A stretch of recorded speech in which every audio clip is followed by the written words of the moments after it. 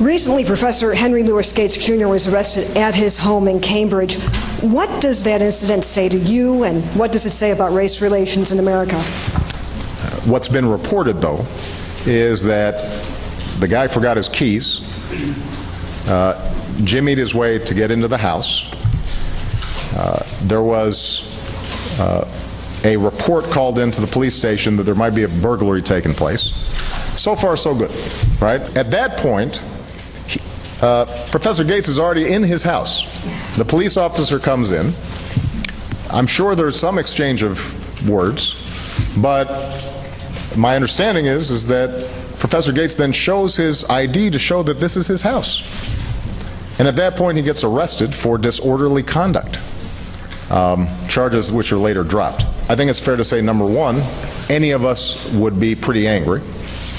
Number two, that the Cambridge police acted stupidly in arresting somebody when there was already proof that they were in their own home. And number three, what I think we know separate and apart from this incident is that there is a long history in this country of African Americans and Latinos being stopped by law enforcement disproportionately. And that's just a fact.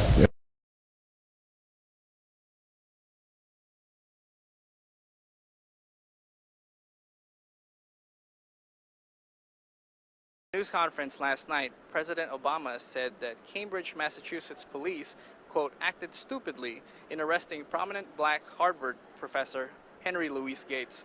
Was the president right to comment on the incident? I don't think so. There wasn't enough information for the president to really know what did actually take place, so I think he should have deferred and waited until more information came out about the event.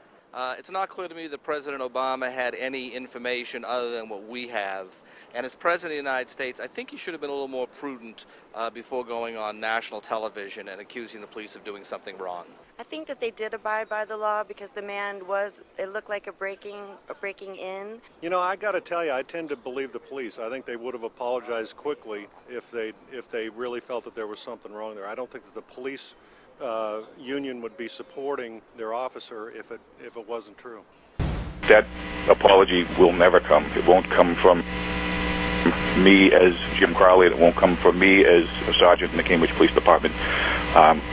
Whatever anybody else chooses to do in the name of the city of Cambridge or the Cambridge Police Department is beyond my control, and I don't worry about that. I know what I did was right. I have nothing to apologize for. The Cambridge, Massachusetts police officer who arrested Gates says he didn't do anything wrong, and he's refusing to apologize. Here's his response to the president. He's the president of the United States, and I support the president to a point, I guess. I think it's disappointing that he waded into what should be a local issue and something that is really that plays out here.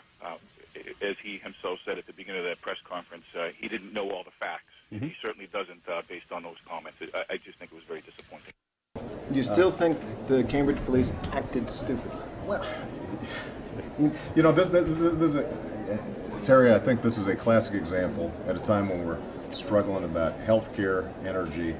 We've got two wars going on, that issues like this get elevated in ways that probably don't make much sense. I think that it doesn't make sense, with all the problems that we have out there, to arrest a guy in his own home if he's not causing a serious disturbance.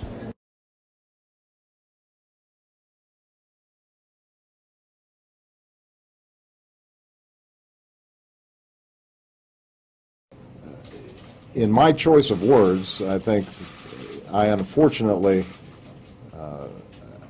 gave an impression that I was maligning the Cambridge Police Department or Sergeant Crowley specifically.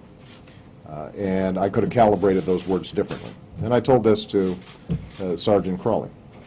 What I'd like to do then is make sure that everybody steps back for a moment, recognizes that these are two decent people, not extrapolate too much from the facts.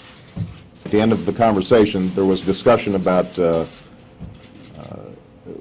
my conversation with Sergeant Crowley. There was discussion about he and I and Professor Gates having a beer here in the White House. We don't know if that's scheduled yet, but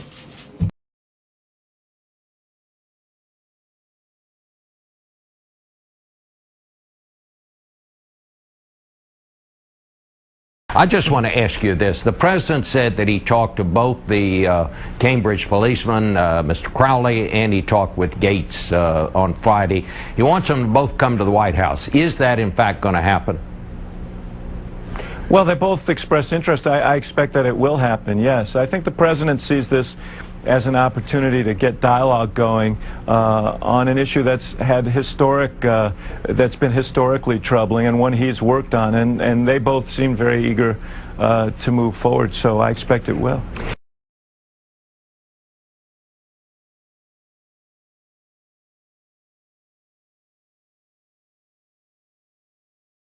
This is the video that is about to go out to the entire world. Watch this right now.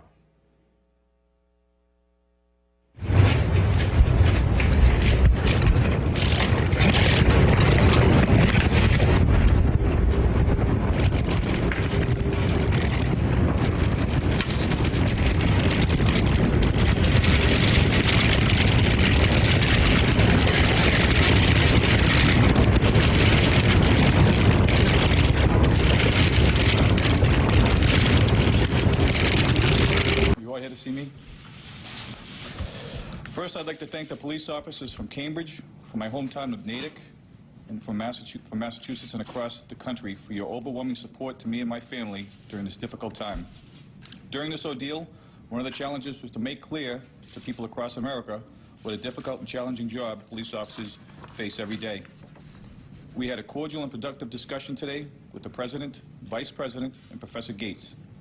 We have all agreed that it is important to look forward rather than backward. So the meeting is over, but are the American people turned off by the way President Obama handled this controversy? According to a poll by the Pew Research Center, yes. 41% of those polled disapprove of the president's handling of the arrest, 29% approve, 30% don't know. Is this bad news for President Obama? Joining us live is Dick Morris, author of the book Catastrophe.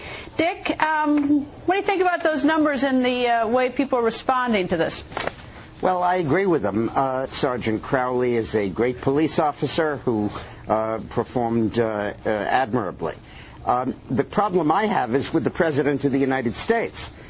This guy who has his finger on the button, who on his judgment can destroy the world simply by pushing a button or flipping a switch, needs to tell the American people about his conduct, not the cops and the professors.